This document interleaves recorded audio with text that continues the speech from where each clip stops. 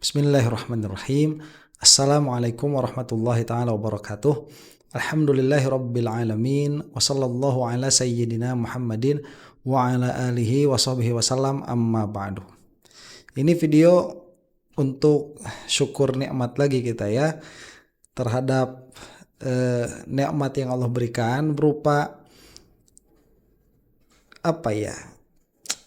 Saya katakan melihat perkara itu sesuai dengan realita, tidak terlalu banyak sangkaan, kemudian tahu mana dalil mana madlul, masih bisa memahami mana yang make sense mana yang tidak, mana yang harus diperjuangkan secara serius mana yang tidak, mana yang penting mana yang tidak penting, dan lain sebagainya. Karena tidak banyak orang yang saat ini memiliki hal itu. Nah, makanya insya Allah lah ya video ini akan mengantarkan ke sana, insya Allah, mudah-mudahan. Jadi kita akan melihat bagaimana orang-orang yang bergabung di kelompoknya Imad itu sense mereka itu hampir hilang ya. Sense mana? Sense yang common, yang common sense itu, yang seharusnya kita ini bisa melihat sedikit banyaknya dari apa yang nampak dari permukaan, bahwa sesuatu ini benar atau salah, atau misalkan seseorang ini kompeten berbicara dalam bidangnya atau tidak, itu harusnya ada. Tetapi bagi orang-orang seperti ini nampaknya itu tidak berlaku ya. Nah, yang mau kita reaksi atau mau kita lihat itu perkataannya tetap Kibin Nusantara ini ya. Ngomong apa saya juga belum terlalu tahu, karena saya pengen surprise gitu ya tatkala mendengarnya, karena kemarin saya mendengar banyak yang surprising, banyak yang mengejutkan. Kita akan lihat juga sekarang ini apa sih yang mau dikatakan sama yang bersangkutan ini. Apa sebenarnya dibalik acara zikir kebangsaan Ikrar Bela Negara yang dihelat oleh LBY di Masjid Istiqlal Jakarta itu? Kalau menurut saya tidak lain, tidak lebih, satu, tanyakan kepada menteri-menteri yang datang itu. Ada Nusron, ada Abdul Qadir Karding, ada Menteri Agama Nasaruddin Umar, tiga-tiganya tokoh NU ini. Ada Menteri Zulkifli Hasan, ada Fadlizon. Tanyakan kepada mereka berapa duit, berapa uang yang disumbangkan untuk acara tersebut. Ya, sekali lagi tanyakan kepada mereka berapa uang yang telah disumbangkan untuk acara di Masjid Istiqlal tadi itu. Oke, ini belum apa-apa udah marah-marah. Belum apa-apa udah marah-marah. Ya, capek ini ya kalau kayak gini. Saya doakan Bapak ini mudah-mudahan sehat ya, banyak tersenyum supaya jantungnya itu berdetaknya agak normal. Kemudian yang ditanyakan kan ini, apa sebetulnya yang melatar belakangi Habib Lutfi di dalam mengadakan acara zikir kebangsaan itu. Kemudian dia langsung bilang kan, kalau menurut saya, kan begitu. Coba tanyakan.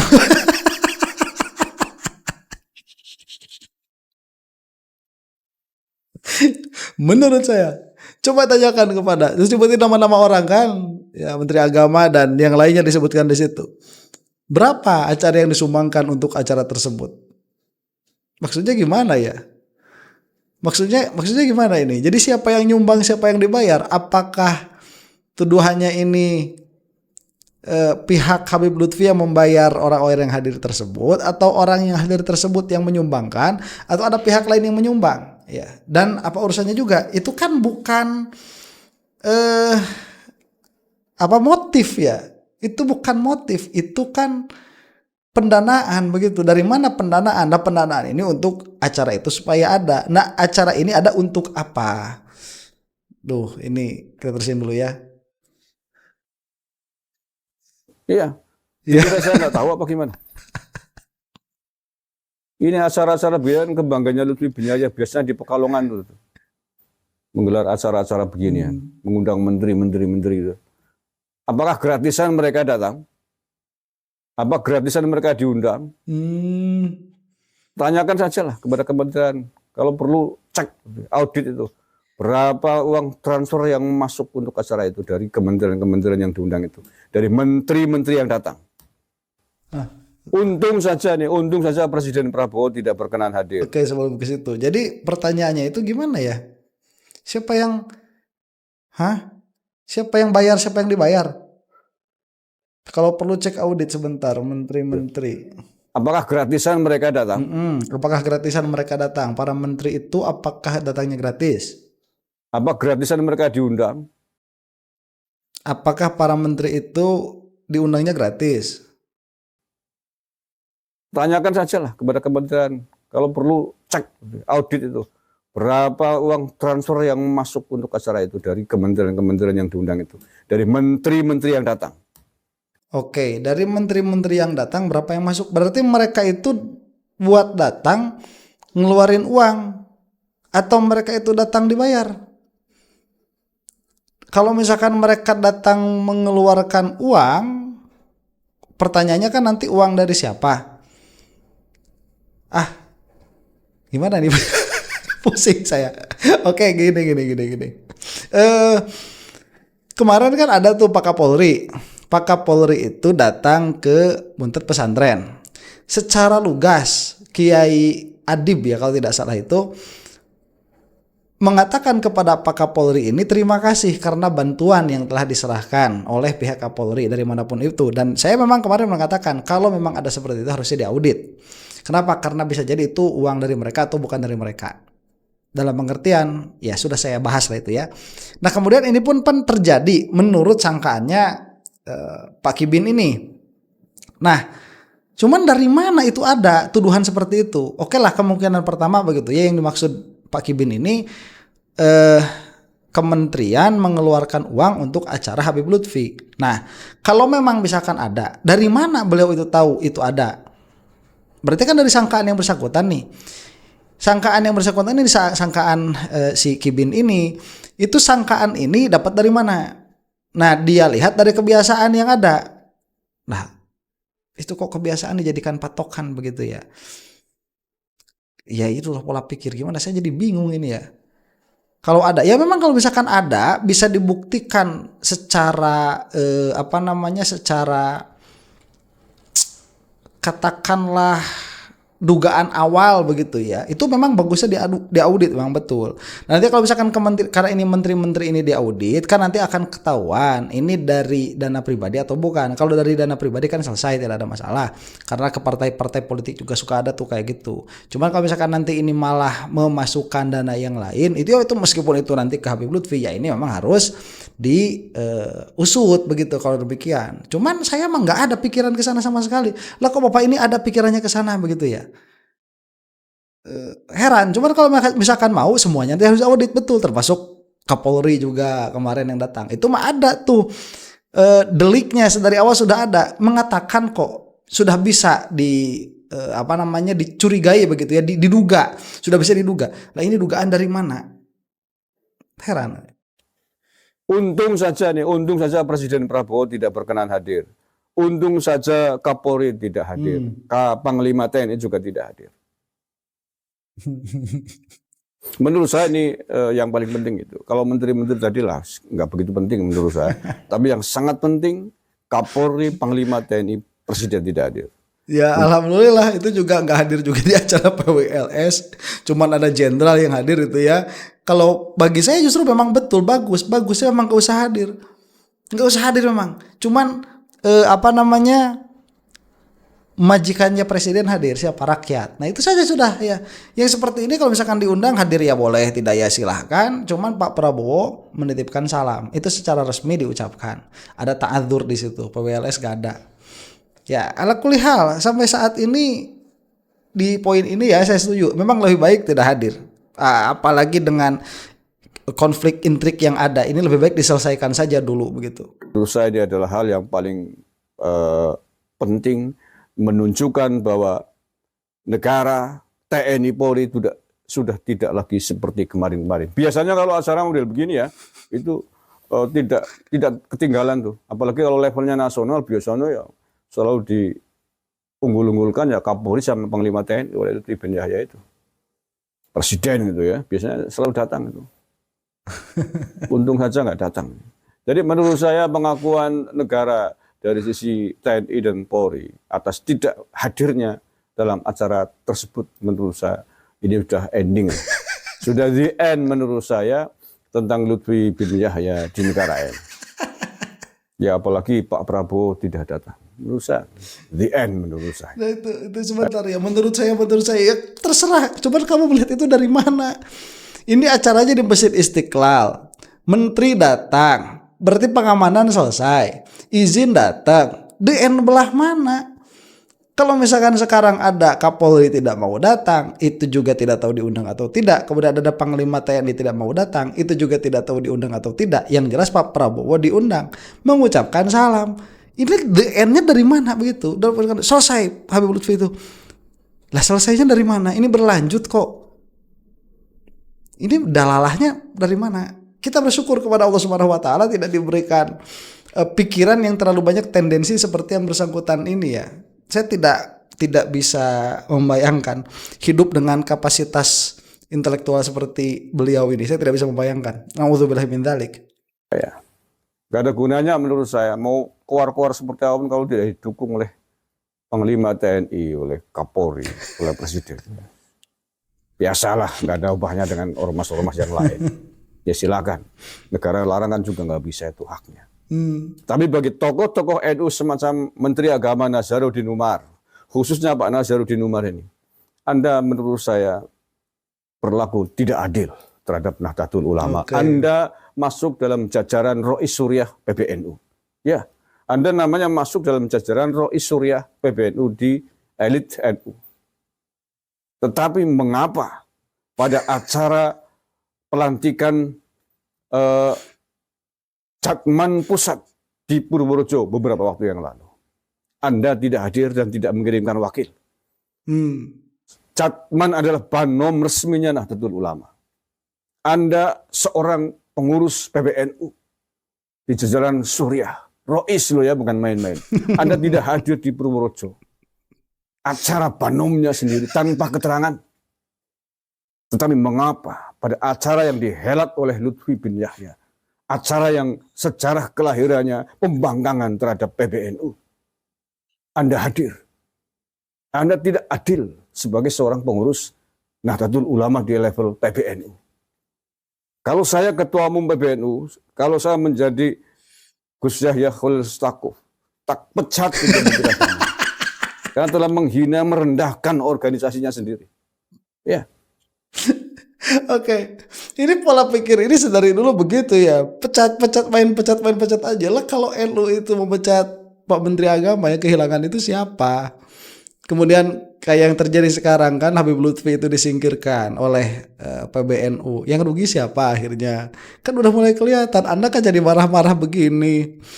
Nih ya, kalau misalkan Pak Menteri Agama itu diundang oleh Jatman tidak datang, tapi diundang oleh Habib Lutfi datang, sekali lagi, ini kenapa?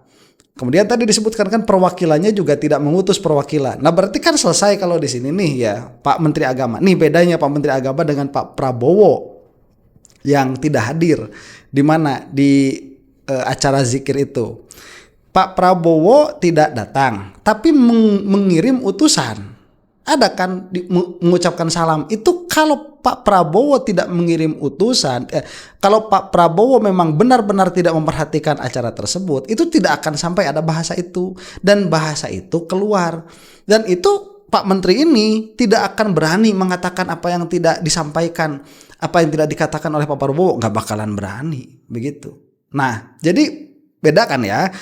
Nah, Pak Menteri Agama ini Pak Nazaruddin Umar tidak hadir ke Jatman. Beliaunya hadir tidak, mengutus utusan pun tidak, ngucap salam pun tidak.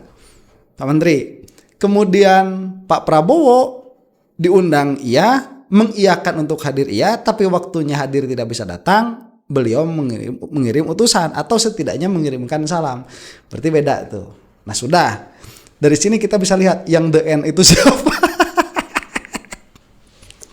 Yang the end itu siapa terus Pak? Atas pola pikirnya Bapak begitu ya. Kalau atas pola pikir saya masih dari awal nggak ada. Mau orang diundang tuh mau datang mau enggak kan terserah begitu. Ya, cuman adanya acara diiyakan, misalkan ini ada lambangnya, ada fotonya Pak Prabowo bersandingan dengan fotonya Habib Lutfi diiyakan juga, ngutus ada menteri juga kan berarti bagus. Nah kalau kita lihat misalkan sekarang, saya mau bikin dulu narasi berarti ya, sebetulnya Pak Prabowo itu datang sebetulnya dalam kapasitas beliau sebagai presiden, cuman diwakilkan. Nah kalau Pak Menteri ini, baru sadar saya nih atas perkataan orang ini, berarti kan tidak datang ke acara Jatman tuh, apalagi presiden. Menteri agamanya aja nggak datang, yang punya urusan langsung dengan perkara seperti ini. Beliau datang tidak, mengirim utusan pun tidak. Berarti kan ada masalah tuh dengan Jatman. Ya, cuman beliau tidak mau mengatakannya saja, cukup dengan gestur saja. Ya sudah, saya tidak mau datang begitu. Lah urusannya apa? Ya, dan seharusnya tidak dipertajam seperti ini supaya tidak terlihat juga buat orang-orang yang tidak memperhatikan seperti saya. Sekarang saya jadi tahu, berarti memang Jatman ini bermasalah di hadapan matanya Menteri Agama. Entah secara pribadi atau secara kedudukan beliau sebagai Menteri Agama. Nah, sehingga Bapak Kibin ini kan memiliki usulan tuh kepada Ketua PBNU supaya memecat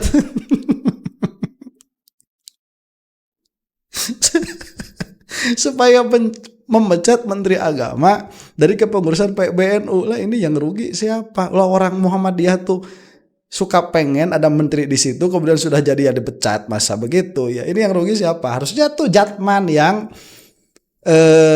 introspeksi diri begitu. Nah cuman kalau misalkan saya menyesalkan beliau sebagai Menteri Agama berlaku seperti itu, iya sebaiknya ya memang datang saja.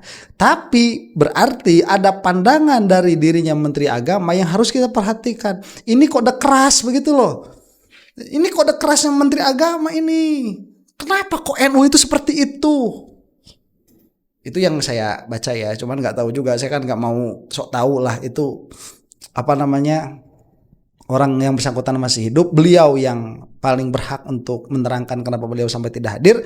Tetapi dari dua kemungkinan ya, diundang sudah, hadirnya beliau tidak, mengutus wakil pun tidak, kemudian ada bahasa pun tidak. Mungkin itu ya dari omongannya Pak Kibin ini. Dari situ saya bisa melihat ini ada kode keras. Ya bisa salah apa yang saya lihat ini. Yang mana menjadikan Pak Kibin ini sewot begitu, mencak-mencak ya, sampai meminta untuk dicopot Pak Menteri Agama ini dari kepengurusannya di PBNU. Telah menghinakan organisasinya sendiri. Ada acara besar pelantikan Jatman Pusat, kode keras Pak. Di pondoknya Mbah Alwani Anda tidak datang, tapi di acaranya keturunan imigran Yaman yang nyata-nyata telah membuat sejarah NU berubah sejarah pendiriannya, tapi Anda datang, maksudnya apa? Nah itu berarti bagus kalau sekarang. Maksudnya berarti Pak Menteri Agama ini dengan lisanul halnya, dengan lisan badannya menunjukkan ini loh yang seharusnya diikuti. Begitu, cuman tidak dengan ini. Kalau dengan ini kan semua orang bisa dengar. Cuman kalau dengan lisanul hal kan hanya orang-orang tertentu yang bisa dengar. Jadi yang namanya badan, gestur itu pun kan bahasa juga. Kayak kalau misalkan kita ini tanya, kamu kenapa? Kita bilang gini aja nih. Nah itu udah menunjukkan ya, nunjukin apa? Nunjukin pengen kawin lagi. Pegang gini tuh udah nunjukin pengen kawin lagi. Ya itu ada bahasa yang terbaca begitu. Ya seharusnya ada bahasa yang terbaca. Nah Bapak ini seharusnya, kalau memang Pak Menteri Agama ini sebagai panutan, salah satu putra terbaik Nahdlatul Ulama, harusnya kan membaca bukan menilai begitu. Apa sih sebetulnya yang diperlihatkan oleh Pak Menteri Agama ini sehingga tidak mau hadir di acaranya Mbah Yai Kholwani. Dan Mbah Yai Kholwani itu sudah saya bahas beberapa kali loh ya di dalam video saya. Saya belum mau membahas beliau lagi karena memang tidak ada yang perlu dibahas untuk saat ini mengenai beliau, sudah selesai kemarin itu. Apakah Anda pertanda setuju ridho sejarah berdiri NU dirubah seenaknya oleh tokoh keturunan imigran dari Yaman ini? Maksudnya apa? Ya kalau Nusron saya nggak bahas lah. Dia politisi. Begitu juga Abdul Qadir Karding yang penting jadi menteri. Tapi kalau kelas Menteri Agama Nazarudin Umar, Menteri Agama yang memang punya hubungan sebagai Menteri Agama, mestinya hadir di Purworejo.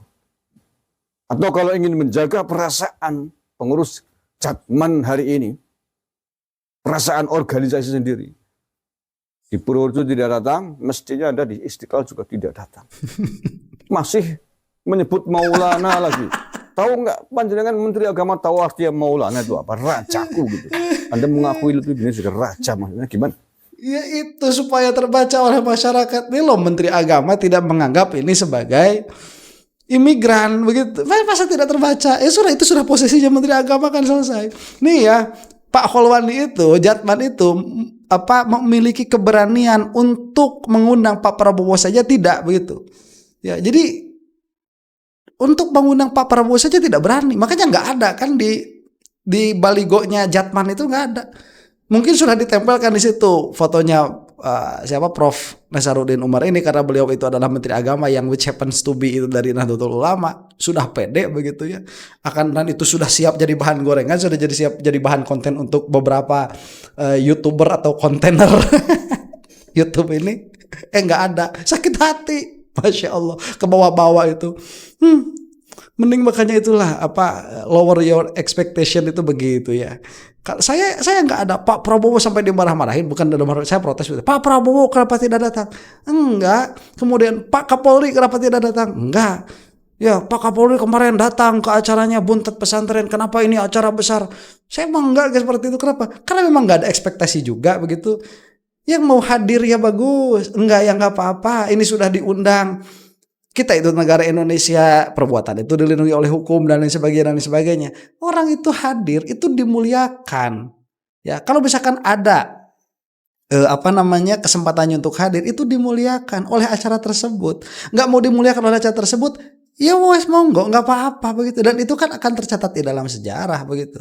Selesai sebetulnya, nggak usah marah-marah, menuntut. Lower your expectation ya, jangan banyak menuntut sama orang itu mau hadir ya bagus, enggak ya nggak apa-apa. Kita kan berjalan aja. Apalagi ini urusannya Toriko, masa urusannya Toriko yang seperti itu masih dipikir-pikir. Kita mengundang orang nggak datang, silakan, nggak apa-apa. Kita mau terus aja menuju Allah Subhanahu Wa Taala.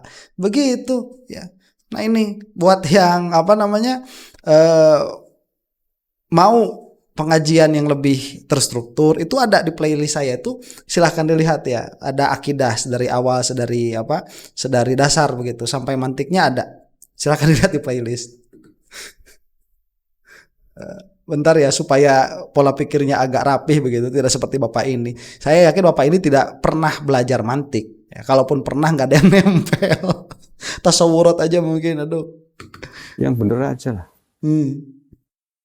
Yang kedua, saya prihatin saya.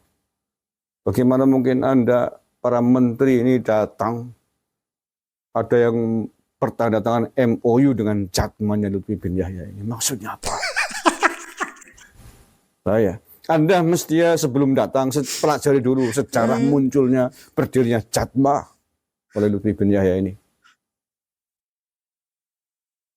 Kalau ingin tahu silahkan datang ke PBNU. Walaupun saya bukan pengurus PBNU, tapi saya kira PBNU pasti akan menjelaskan itu. Atau ke Jatman hari ini di bawah komandonya Mbah Kholwani Purworejo. Ya udah, Jatman itu kan udah diaku sama Mbah Kholwani. Ya sudah, itu udah dikasih sama Habib Lutfi. Monggo silahkan. Saya bikin Jatman. Ini kan udah baru. Masa masih ngurus-ngurus sejarah begitu. Ini sudah sakit hati di atas sakit hati ya. Kenapa? Itu karena tak ada tanda tangan MOU. Saya nggak ngeh juga sebetulnya ada tanda tangan MOU itu, kemudian isinya apa. Kita nanti akan lihat ya. Akan ada video baru lagi insya Allah nih mengenai hal ini. Saya tidak tahu. Banyak informasi juga Bapak ini ya. Terima kasih. Mengapa kemudian terjadi huru-hara, terjadi pembangkangan yang pernah diserukan oleh Lutfi bin Yahya kepada PBNU? Ketika PBNU mengumpulkan para pengurus Jatman ketika itu waktu masih di tangannya Habib Lutfi itu. Itu sejarah awal. Ya, kemudian muncul akan mengadakan muktamar tandingan dan alhamdulillah gagal, kemudian mendirikan Jatman. Anda mestinya pelajari ini. Ya saya melihat dari awal ini kan gara-garanya si Imad. Kalau nggak ada dia mah nggak bakalan ada kayak gini nggak bakalan ada. Lah ke siapa tuh Mbah Yai Kholwani itu cawe-cawenya tatkala mau katakanlah mempermasalahkan posisinya Habib Lutfi di Jatma itu, di Jatman. Siapa yang mempermasalahkan? Kemana cawe-cawenya Yai Kholil itu? Kan kelihatan ada ada database-nya tuh, ada database, ada jejak digitalnya. Dan Bahyai Kholwani waktu membuka acara Jatman itu, waktu membaca sholawat, pas membaca sholawatnya itu hening suaranya, ya hening suaranya itu. Ya lihatlah pertanda-pertandanya itu. Wallahu a'lam. Kemunculannya sudah tidak sehat. Kemunculan Jatmas sudah nggak sehat. Ini memecah belah ulama-ulama NU, memecah belah warga NU, memecah belah para mursyid thariqah di NU. Kayak gitu kok masih bilang ikrar bela negara, masih bilang tega, kolu, mentolo, jangan mau dipecah belah, jangan mau diadu domba. Lu Anda sendiri tokoh. Membuat para mursyid thariqah bingung. Membuat para pengamal thariqah bingung. Karena Anda membuat acara-acara sendiri terkait Jatman, kemudian muncullah Jatmas seperti ini. Pak, mursyid thariqah itu gak bakalan bingung. Mereka itu maunya ke Allah. Kalau kita husnuzon terhadap keadaan mereka sebagai mursyid, begitu. Ya, Anda mungkin yang tidak tahu terlalu banyak mengenai ilmu thariqah, Anda yang bingung.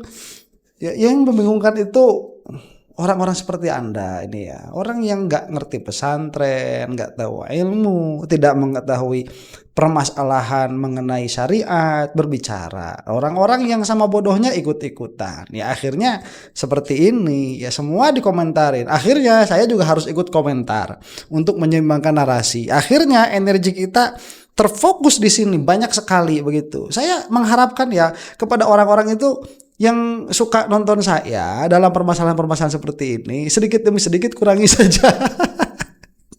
Biar views video saya mengenai hal seperti ini tidak terlalu banyak. Kalau viewsnya tidak terlalu banyak, akhirnya saya juga tidak terlalu semangat membuat videonya begitu. Berarti kan sudah selesai. Nah ini bikin video ngomentarin orang kayak gini yang nontonnya kok puluhan ribu kan heran. Belajar saja ya, lihat di playlist saya itu banyak yang lebih bermanfaat daripada perkara-perkara seperti ini. Cuma ini kan usaha untuk menyeimbangkan narasi dan informasi saja. Masih bilang ikrar bela negara, jaga persatuan. Wahai bangsaku yang kuban, bangsanya siapa yang dibanggakan? Anda memang warga negara Indonesia, tapi kelahiran Anda, bangsa Anda, darah Anda, keturunan Yaman. Apakah yang dimaksud adalah bangsa Timur Tengah yang Anda banggakan, sehingga ketika ada acara-acara yang Anda lakukan selalu mengundang tokoh dari Timur Tengah, mengundang tokoh dari bangsa asing? Pak, sekalian aja tarik ke atas ya kayak saya. Saya ini penduduk mana? Penduduk India. Dari darah India nih. Nabi Adam kan di sana tuh dituruninnya. Kalau kita mau tarik lagi terus ke atas, bangsa langit. Ya, karena Nabi Adam kan di situ diciptakannya ada langit keempat itu sebelum dimasukkan ke surga itu. Ya.